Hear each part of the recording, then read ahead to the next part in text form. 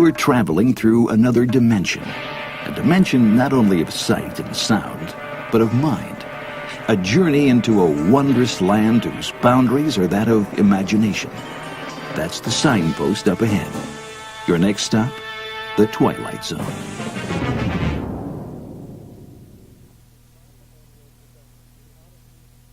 Harp Audio presents The Odyssey of Flight 33 by Rod Serling, performed by Roddy McDowall. They don't talk about the flight much anymore, at least the pros don't.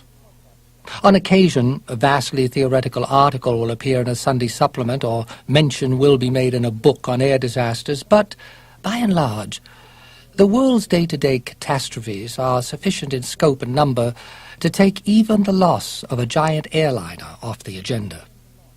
But with the pros, it's different. It isn't that other flight talk takes precedence. It's simply that Flight 33, and what did or didn't happen to it, carries a chill. Even now, just 11 months later, you never hear it mentioned in the ops rooms, where the pilots chain smoke and watch the weather reports, nor in the control towers, when the tense and tired men who talk the planes down get a respite for a quick cup of coffee and a smoke. There are other cases of disappearing aircraft on record, of course.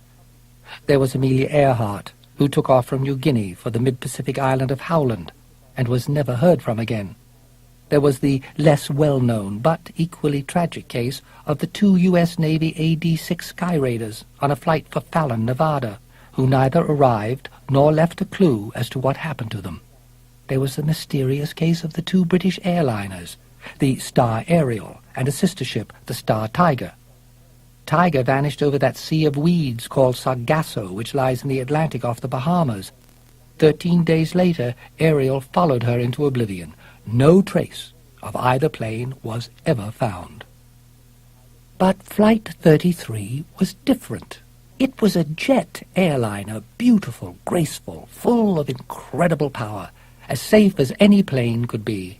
And it simply had no business disappearing. It was too fine an aircraft, and whatever yanked it out of the skies was a power that couldn't be reckoned with on a design board or in an engineer's manual. That's why you rarely hear of it where pilots and crews congregate. Call it superstition, vestiges of black magic, call it that strange and unspoken mysticism that somehow incongruously is to be found among the highly scientific body of men who fight gravity for a living. But whatever you call it, don't ever ask a captain, a first officer, or any crew member to talk about the trans-ocean flight that disappeared between London and New York on a quiet, otherwise uneventful June afternoon. They'll pretend they didn't hear you.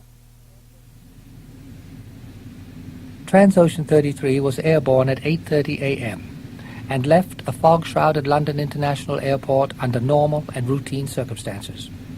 It was marshmallow and drifting whipped cream until the 707 reached 21,000 feet and broke into that incredibly clear blue sky, the vast universe that hangs perpetually and majestically over the crowded, dingy world.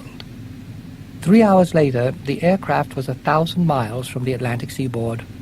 The crew and the 103 passengers aboard had enjoyed a pleasant, unruffled flight. They were on course and on time, and estimated arrival at Idlewild, New York, within a couple of hours. Inside the cockpit, Captain William Farver, a ruddy-faced 45-year-old pilot with several 100,000 hours of flying time, made a visual sweep of the instrument panel, a ritual he performed every 30 or 40 minutes. His practiced glance took in the altimeter, the Mach meter, the rate of climb indicator, the ram air indicator, and 24 other instruments whose dials, levers, and tabs were as familiar to him as shirt buttons to the average male. At his right side sat the first officer, Joe Craig, tall, youngish, blond. Craig had a tendency to quick anger, but he was a good pilot with know-how, and a mind not half a beat from that of the captain. Farver looked over his shoulder toward the navigator. "Hey, Magellan," he said, using the sobriquet common to navigators, "how about a flight progress report?" "Coming up, Skipper." "Hatch," the navigator answered him. We'll be about 4 minutes behind flight plan at 30 degrees west. Second Officer Wyatt, who sat at the captain's left, removed his earphones. "Captain," Wyatt said, "Gander wants to know if you intend an altitude change after we pass 30 west." "Advise Gander negative," Farver responded. Hatch took a sheet of paper off a clipboard and handed it across to Purcell, the flight engineer, who scanned it briefly and gave it to Farver. Farver checked it, then grinned around the tiny instrument-packed cubbyhole. "Gentlemen," he said happily, "you'll be pleased to know that thanks to the quality of this aircraft, the fine weather and my brilliant flying, we'll hit Idlewild on schedule if our speed holds up." He handed the report over his shoulder to Wyatt, the second officer. "Send it in, Wyatt," he ordered. Wyatt put on his earphones, flicked a switch on the complex radio equipment, and spoke into the mic. Shannon, he said over the whistling jet engines. "Copy Gander, Transocean Flight 33, position 50 north, 30 west, time 14:08:3, flight level 35,000. Estimating 52 north, 40 west at 14:31. Estimating Idlewild 18:30. Endurance," by this he meant fuel, 7956 OH. Temperature -47. "Acknowledge, Shannon."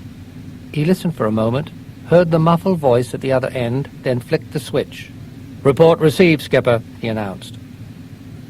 Through the flight deck door in the rear of the compartment, Jane Braden, the senior stewardess, entered, carrying her 112 pounds like a rocket.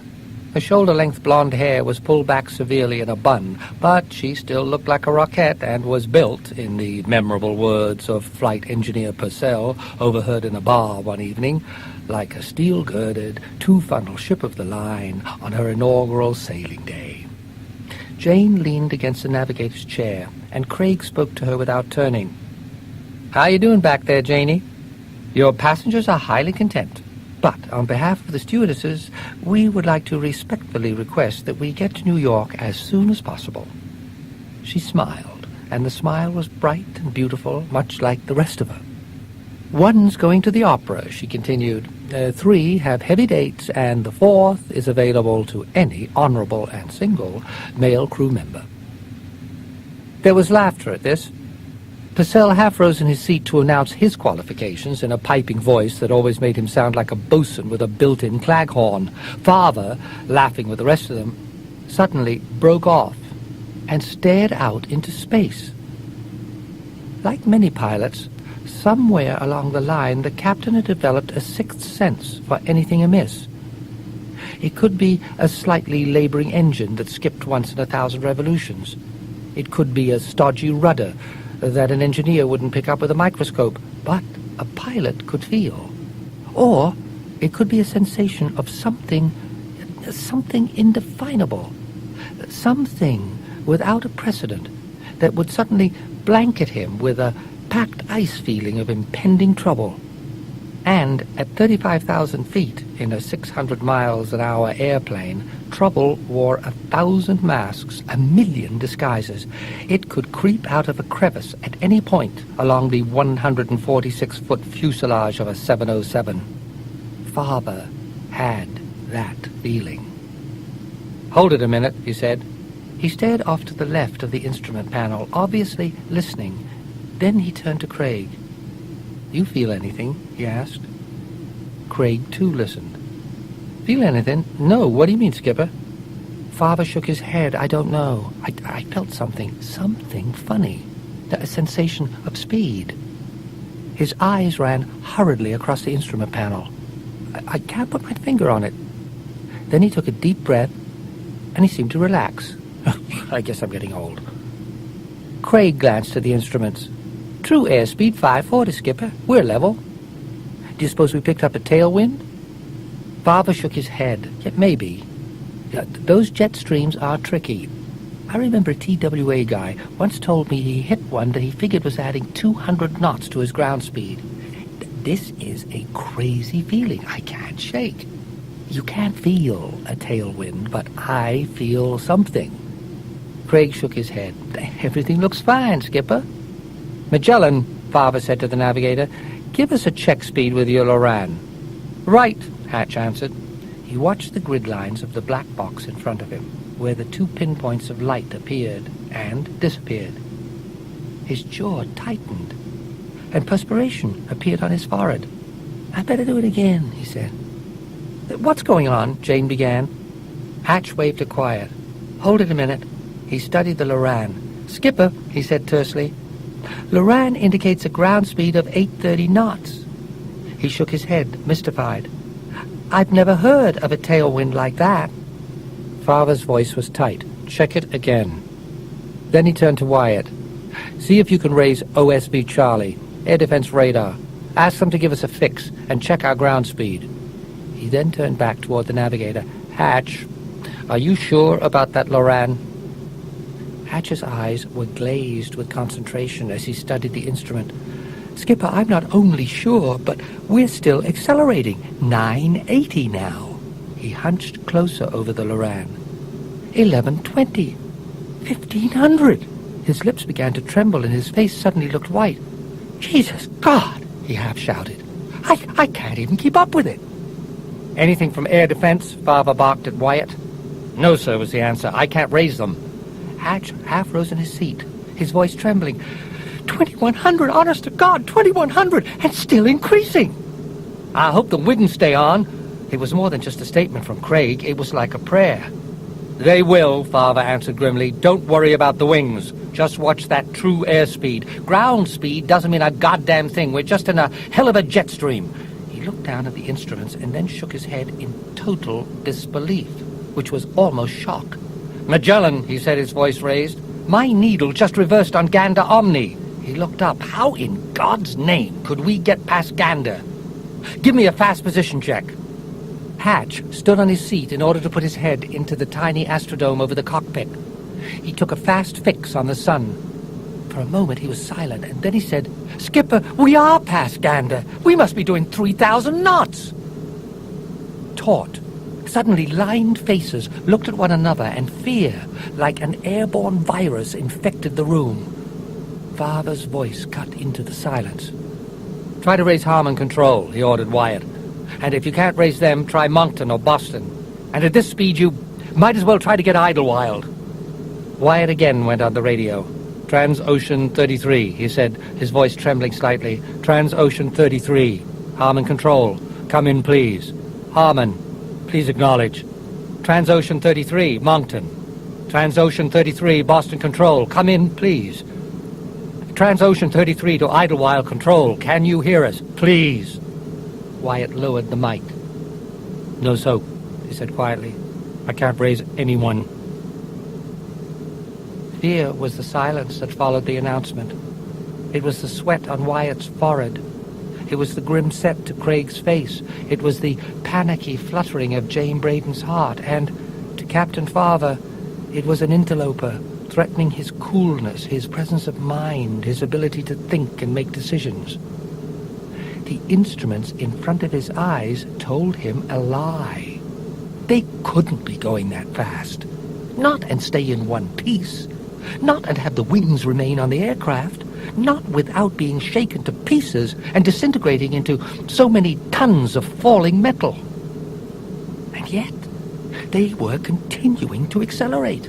And the big 707 shot through the sky in a denial of logic and truth and mathematical equations. And inside its aluminum hull, the 5 crew members stared at their instruments.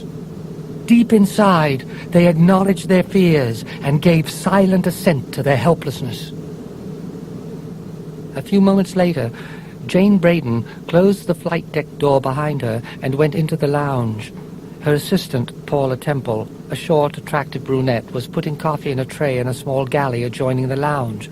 Paula looked up and winked. "I hope you prodded the fly people. I'm seeing Ride of the Valkyrie tonight." Then she saw the look on Jane's face. "What's the matter?" she whispered. Jane Braden entered the galley and pulled the curtain around them, closing them off from the lounge. "Janie," Paula persisted, "I've always had this thing about Valhalla." Her voice shook slightly. Look, be a good egg and tell me if I'll be there in time for the curtain." Jane leaned closer to her. "Let me put it to you this way," she said. "It's my most earnest wish that the Valhalla you're talking about is at the Metropolitan Opera in little old New York. Instead of... Paula's voice was a whisper. Instead of, a conducted tour into the real thing, we're in trouble, Paula. How bad? Paula asked. They don't know yet. She looked down at Paula's tray. Go ahead and serve it. Paula lifted up the tray in shaking hands and started to pull the curtains apart. Paula, Jane said to her. Paula turned. The beautiful blonde winked at her. Like, coffee, tea, or milk? With a smile. Paula nodded, forcing a tight smile of her own as she gripped the tray tighter. You got a deal, she announced. But I wish to God I'd gone to acting school. She pulled the curtain apart and carried the tray past the lounge into the first-class compartment. She walked down the aisle, conscious of the faces on either side. Men, women, a sleeping infant, an RAF officer. Innocent, guileless faces of human beings who felt a total trust in the omniscient father figure at the controls of this complex vehicle.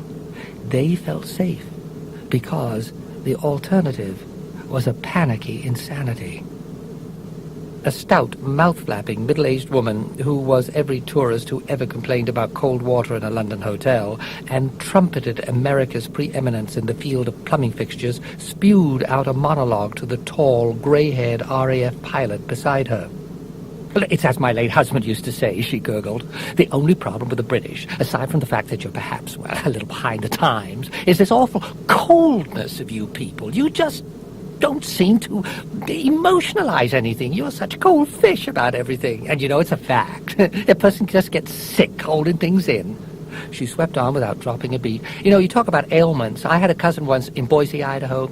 She had one of the worst livers in the medical history of the state. Look, when that woman passed on, rest her soul, now, would you believe it? There were 5 medical associations bidding just to get her liver in a bottle on display, but her mother, my father's sister, absolutely refused to let them show her liver. It's like I always said to my late husband. She broke off suddenly and stared at the epaulets on the officer's shoulders. What did you say you were? She inquired. The officer, with tired eyes, smiled thinly. A captain, madam. I'm a military attaché to our British consulate in Los Angeles. Well, now, isn't that wonderful? The woman gushed at him. Nephew of mine was in the Navy during Second World War. He was on a cruiser or a PT boat or something like that. Or was it a battleship? The RAF officer suddenly stared straight ahead. He first looked down at the floor, then out toward the wing. Yet there was no loss of power, no telltale shimmying, no flame or smoke, nothing. And yet there was this feeling that he couldn't describe even to himself. There was something wrong. This he knew.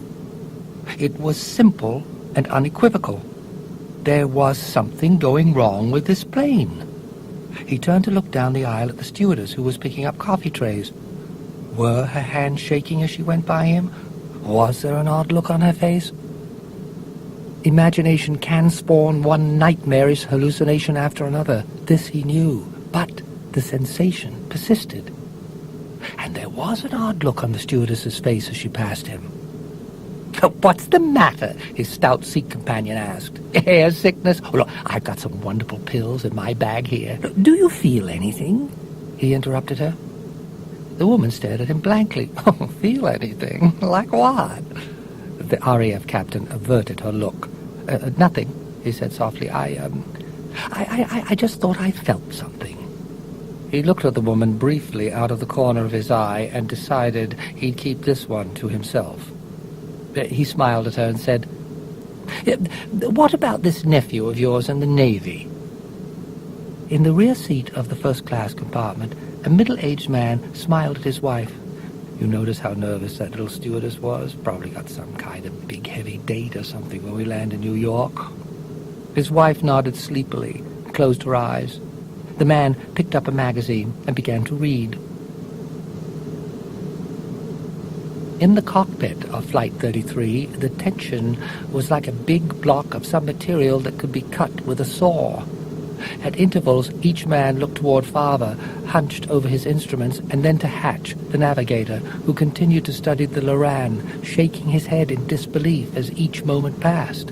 Second Officer Wyatt fiddled with the radio and kept speaking quietly into the mic. "What about it?"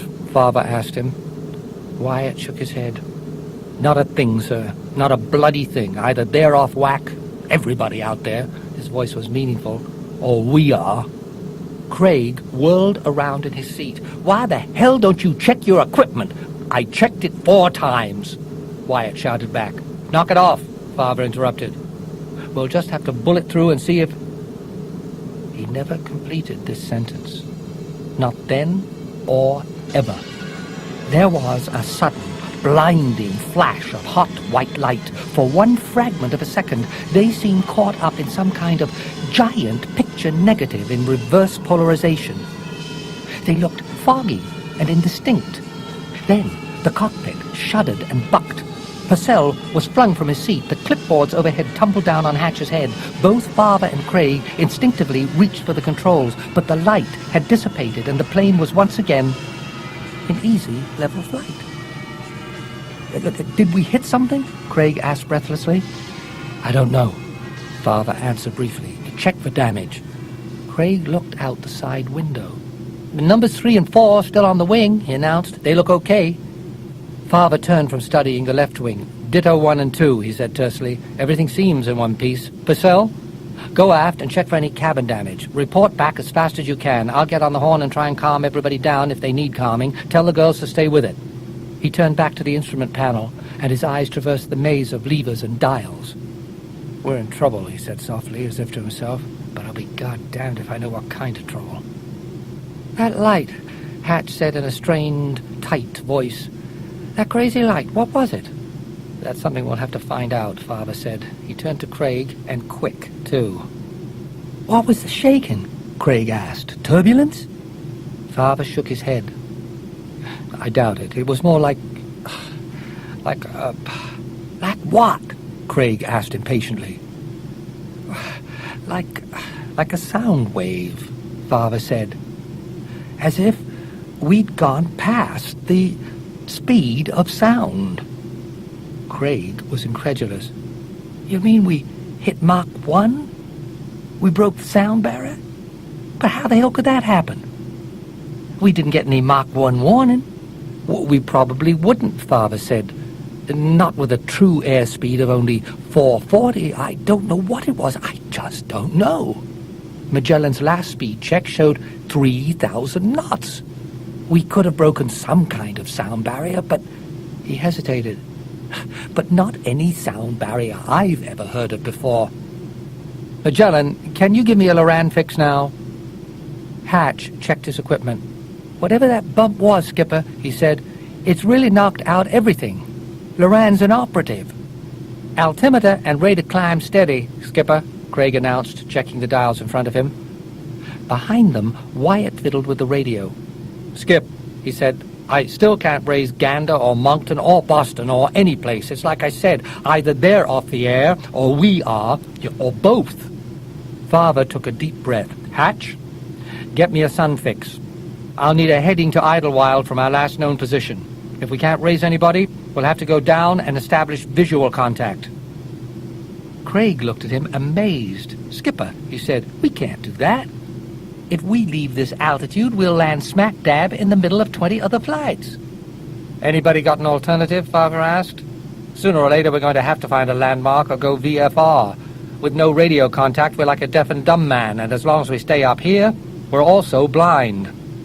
Purcell entered from the flight deck. "No damage aft, Skipper," he announced. "Everybody shook up a bit and they're curious. A few of them are plenty scared, too." Farver took a deep breath. "Them and me both." He reached for the hand mic. "Ours not to reason why, ours but to do or die, into the valley of public relations." He flicked on the cabin PA switch and wondered how his voice sounded as he spoke into the mic. "Ladies and gentlemen, this is Captain Farver. I want to assure you that everything is fine." Craig closed his eyes and shook his head. Farver grinned, but his mouth looked as if it had been cut out of paper with the scissors. "There is no danger," he continued on the mic. "We encountered a little clear air turbulence back there along with some kind of atmospheric phenomena. There's been no damage to the aircraft." His eyes moved up over the mic to scan the cockpit, the radio equipment, the silent black box that had once told them precisely where they were and where they were heading. "I repeat," he said, "there is no cause for alarm. We will keep you posted. If we run according to schedule, we should be landing in Idlewild inside of the next 40 minutes.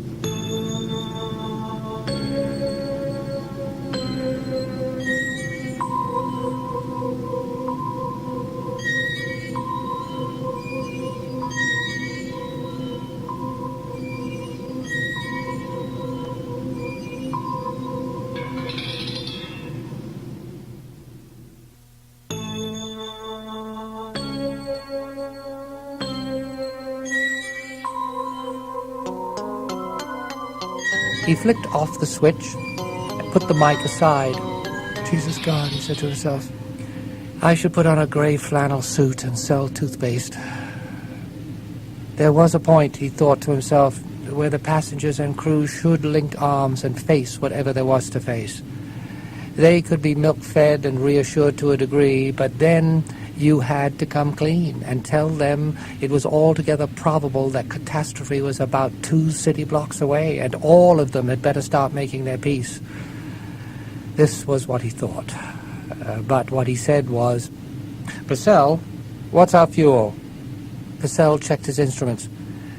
29,435 pounds was the answer. Father shook his head, scratched his jaw. "With that Loran out, I don't know what our ground speed is, but I've got a hunch we've left that tailwind. I don't have that feeling of speed anymore. Do you, Craig?" Craig shook his head. Father looked over his shoulder. "How about heading to Idlewild, Magellan?" Hatch scribbled furiously on a clipboard, adding, subtracting, estimating, and guessing. "Part of this is scientific," he announced finally. "Part of it's Kentucky windage. Try 262. That's as close as I can make it." Again, the silent faces stared toward the captain. The whistling of the jet engines sounded normal and natural, and yet strangely foreboding. Father took a long, deep breath, like a man heading into an icy shower. "All right, gentlemen," he announced, keeping his eyes straight ahead. "You know what we're up against. We have no radios. We're apparently out of touch with all ground radar points. We don't know where we are. We don't even know if we're on airways. This beast gulps fuel. You know that only too well. We've got one chance. Go down there through this overcast and look for something familiar. It's very possible, not to say probable, we may hit something on the way down, but we have got to take that chance." He paused. "I just want you to know where we stand. Everyone keep a sharp lookout for other traffic and keep your fingers crossed." He reached over and flicked on the seatbelt sign. His fingers tightened on the wheel in front of him, and he said quietly, "I don't think a few prayers would be out of order either." Then his voice was a dipped command. "All right, Craig, we're going down." The 707 raised its right wing and, like a monstrous yet beautiful bird, nosed down through the clouds and headed toward the earth. Inside the cockpit, no one spoke a word. Eyes stared through the small windows, eyes that strained like overworked optical machines, desperately trying to X-ray through the billowing clouds. It was as if, by some miracle of concentration and effort, they hoped to see another airplane in time to avoid the blinding hell of a mid-air collision. But there were no other aircraft. There was nothing. Only clouds that gradually became thinner and more transparent. Suddenly, they'd broken through, and below, there was land. Purcell spoke first. He shook his big, curly head, looked sardonically over toward Hatch, and said, "Hatch, you dumb, silly bastard! Who the hell taught you to navigate?" Wyatt kept shaking his head as he stared out of the window. "I don't know." Purcell cut him off. 262, Purcell mimicked ferociously. "And that's supposed to take us over New York. Why, this dumb bastard couldn't navigate a kite across a living room." Hatch was stunned. Before he could answer, Father called the shot. The captain was staring out toward his left wing and the landmass that loomed beneath it. "Hold it a minute," he said quietly, and then to Craig, "Level her off." It was incredible. It was really a monstrous practical joke.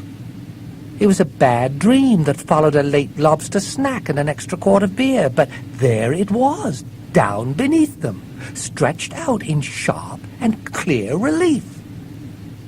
"I don't get it," Father said, shaking his head. "But that's Manhattan Island." "Manhattan Island," Purcell whispered, standing up to look over Craig's shoulders. "How can it be Manhattan Island? Where the hell is the skyline? Where are the buildings?" "I don't know where they are," Father said, "but we're over New York City. There's only one small item amiss here." Jane Braden entered from the galley. The passengers are..." she began. "I don't blame them," Purcell interrupted. "We're over land," Jane persisted, "but I don't see any..." Father turned and stared directly at her. "Any what, Janie? Any city?" He shook his head. "We don't either." He jerked his thumb toward the windshield. "That's Manhattan Island down there. There's the East River and the Hudson River. There's Montauk Point and every other topographical clue we need." He paused. "The problem is, the real estate's there. It's just that the city and 8 million people seem to be missing. In short, there isn't any New York. It's disappeared." Craig grabbed Father's arm. "Skipper, verify something for me, would you? And in a hurry. Now, look." Purcell and Hatch left their seat to look over the shoulders of the pilot and the co-pilot. "It's not possible," Hatch announced. "What in the name of God is going on?" Purcell asked. Down below, under the left wing of the 707, was a wild, tangled jungle. But something else was clearly visible, even from 3,000 feet, through the window of the speeding airplane. It was a dinosaur, nibbling some leaves off the top branch of a giant tree. That's what it was, a dinosaur. And when Flight 33 banked around to make another pass over the area, it looked up with huge, blinking eyes, perhaps thinking in its tiny mind that this was some big, strange bird. But it continued to feed. In the first-class passenger cabin, the RAF pilot started at what he thought he saw sweep by underneath him. The fat lady asked him what was the matter, but he did not answer her. A tourist passenger in the rear of the plane, a zoology professor coming back from a sabbatical, gulped and marred the bridge of his nose as he thrust his face against the glass to stare down at what appeared to be an extinct animal he had lectured about 1,000 times. But a 707 is a rapid piece of machinery. Within moments, it had left Manhattan Island far behind and was headed north toward Albany. But Albany, like New York, did not exist. It was jungle and swamp and a maze of low-slung mountains. The plane headed inland toward what should have been Buffalo and then Lake Erie and Detroit. None of it was there. No cities, no buildings, no people. Just a vast expanse of prehistoric land. Captain William Farver announced to nobody in particular, "We've gone back in time.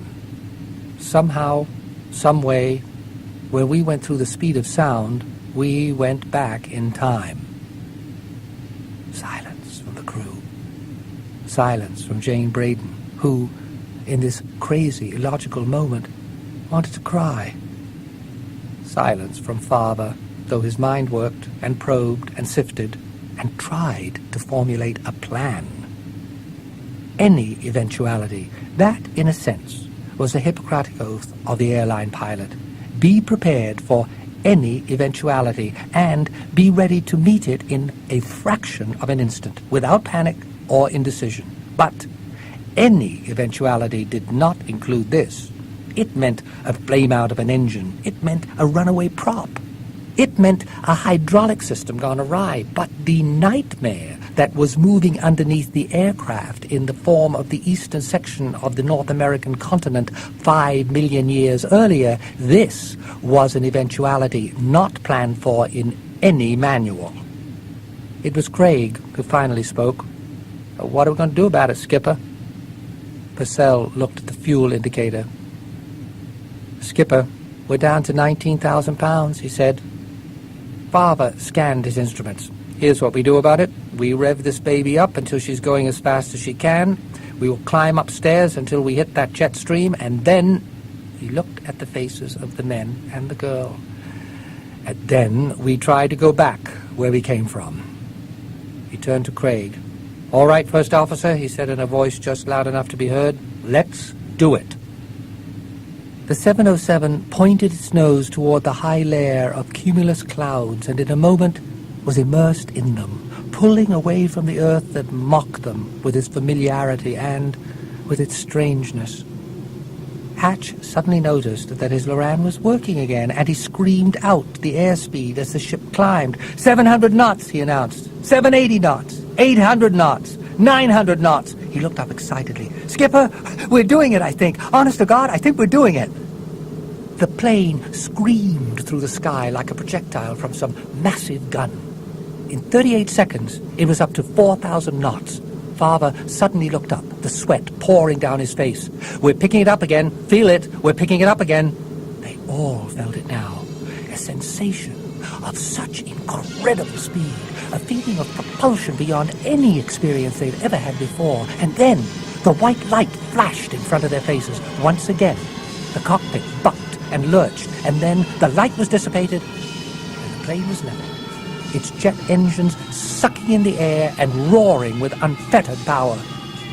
But the blinding speed had gone. The plane intercom buzzed furiously, and when Craig picked it up, he heard the frightened voice of one of the two stewardesses in the tourist section at the rear of the plane. The girl was trying to keep the hysteria out of her voice, and it took Craig a moment to calm her down long enough for him to tell her that they were all right. It was the jet stream again. Paula Temple came through the flight deck door, her face white. Look, I know you've got your hands full, but somebody get on that pipe, and in a hurry. I've got at least 3 people back there who are close to hysteria, and—" She stopped abruptly, staring toward the front of the cockpit through the glass. Before she could say anything, Craig was half out of his seat, pointing. "Look," he shouted. "Skipper, look! We've made it! We're back! Look!" Through a break in the heavy overcast, they all saw it then. It was the skyline of New York, its tall spires shooting up toward the sky. Hatch closed his eyes and mumbled a prayer. Father felt the sweat clammy on his forehead, and for the first time noticed that his hands were shaking. He reached for the loudspeaker microphone, grinned around the cockpit, then pushed the button. "Ladies and gentlemen, this is Captain Father. We had some momentary difficulty back there, but as you can see, we're now over New York, and we should be landing in just a few minutes. Thank you." Paula leaned against the bulkhead, tears in her eyes, her lips trembling. Jane held her tightly for a moment and kissed her on the cheek. Jane said, "Come on, partner, let's go back and make believe nothing happened." The 2 girls left, and the captain of Flight 33 breathed deeply. He was conscious of a tightness in his chest, suddenly unraveling itself. He checked the instruments, made a few adjustments, then spoke to Wyatt. "How about Idlewild?" Wyatt was already fiddling with the radio. "Nothing doing." He shook his head. "Our VFH is still out." "Maybe Idlewild's is too," Father suggested. "Try using high frequency." "I did already, Skipper. Nothing from Idlewild." "How about LaGuardia?" "Keep using high frequency. Somebody should hear us." Wyatt spoke into the mic. "LaGuardia, this is Transocean 33. LaGuardia, Transocean 33. There was some static, and then a metallic voice that came from the other end. "This is LaGuardia," the voice said. "Who's calling, please?" There was a whoop of unbridled delight from Purcell. Craig pounded the captain on the back, and Hatch kept applauding, as if some unseen dance band had just finished a concert on the wing.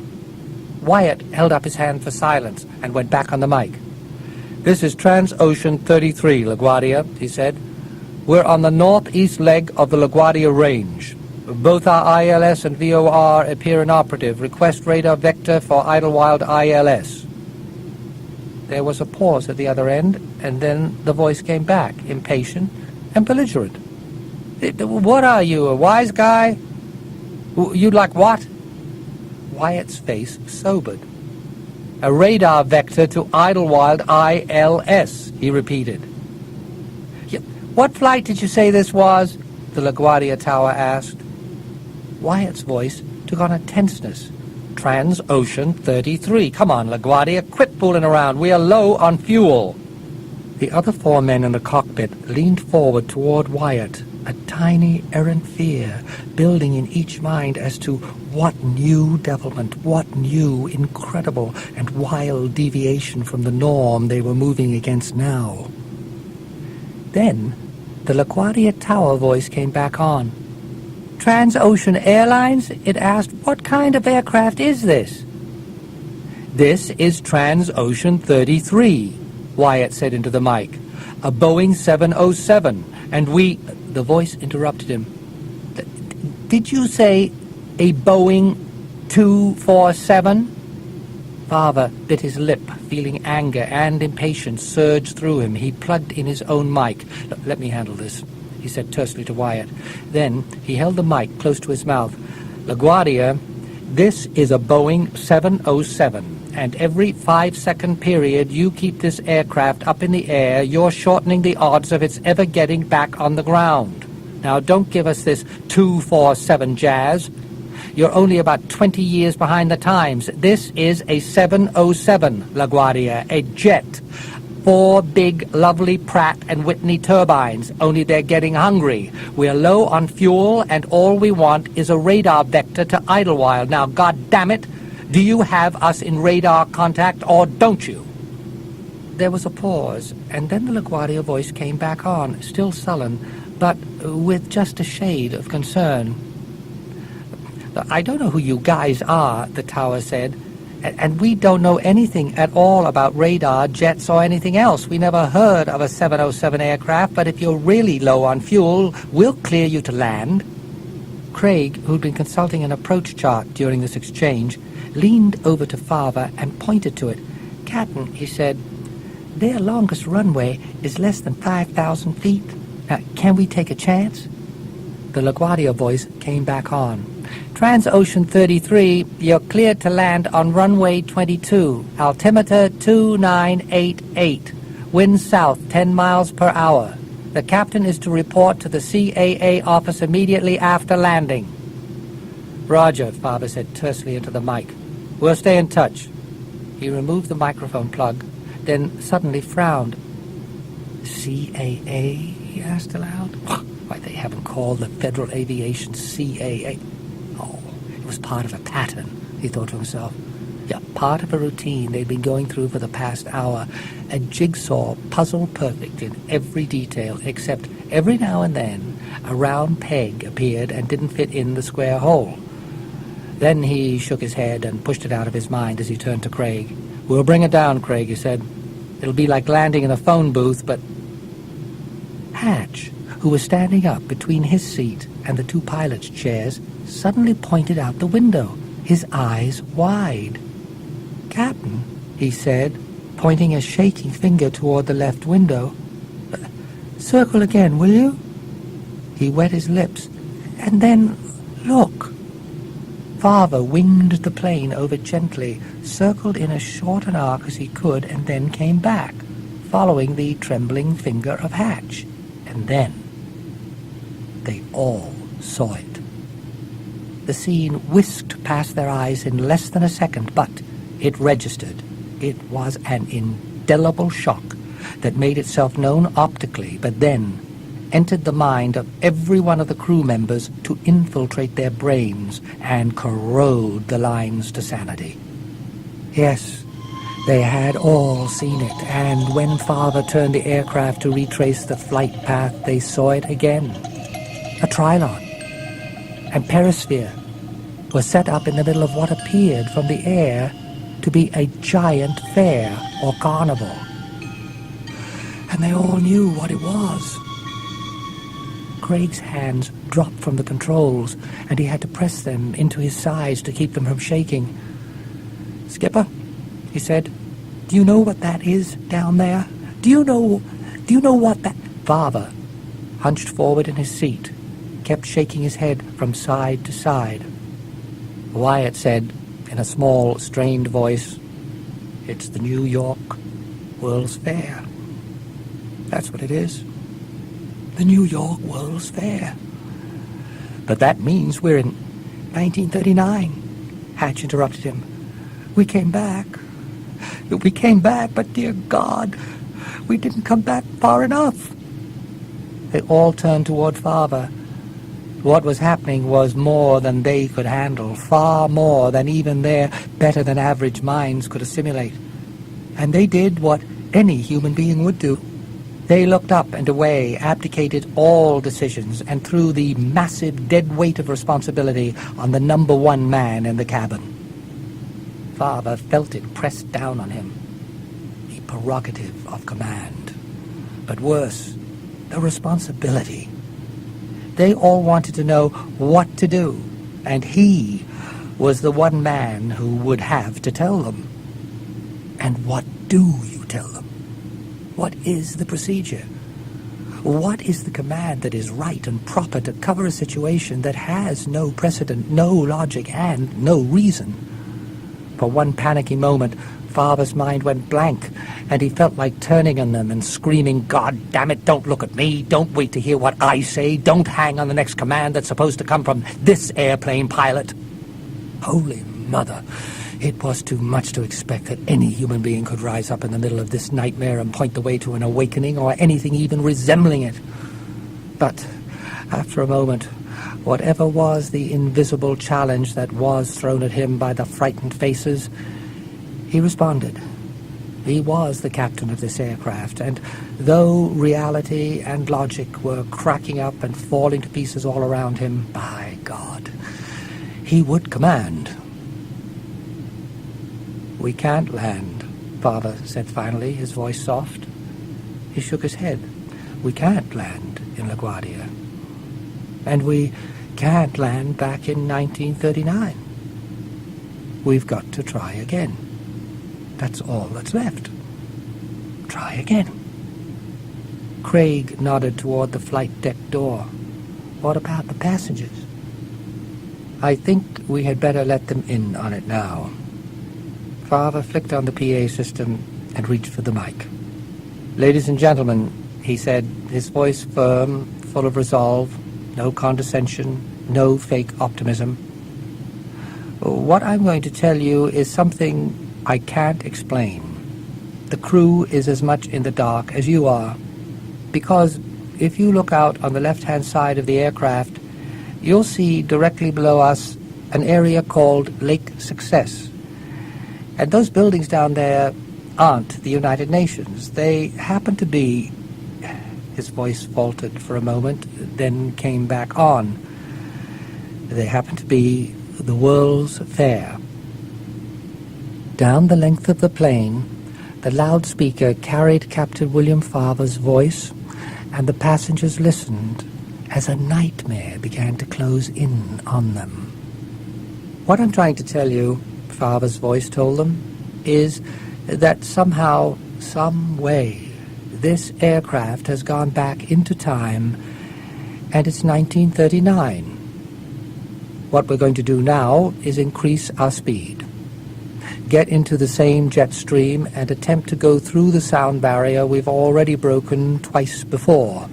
Now, I don't know if we can do it. All I ask of you is that you remain calm and pray."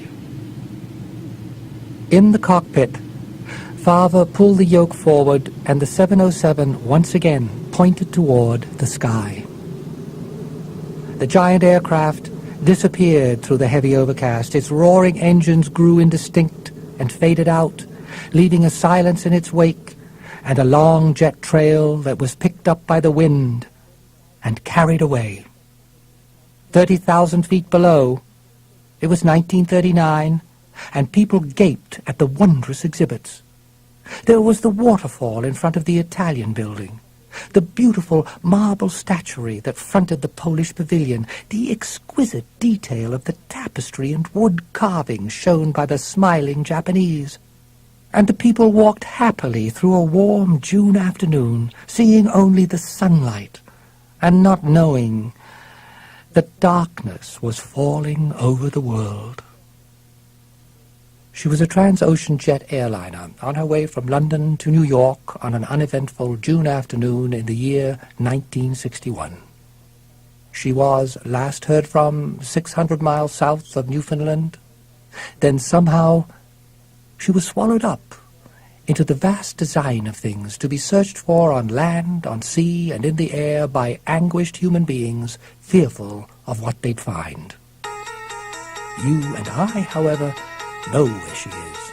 You and I know what happened. So if some moment, any moment, you hear the sound of jet engines flying atop the overcast, engines that sound searching and lost, engines that sound desperate, shoot up a flare or do something, that would be Transocean 33 trying to get home from the Twilight Zone.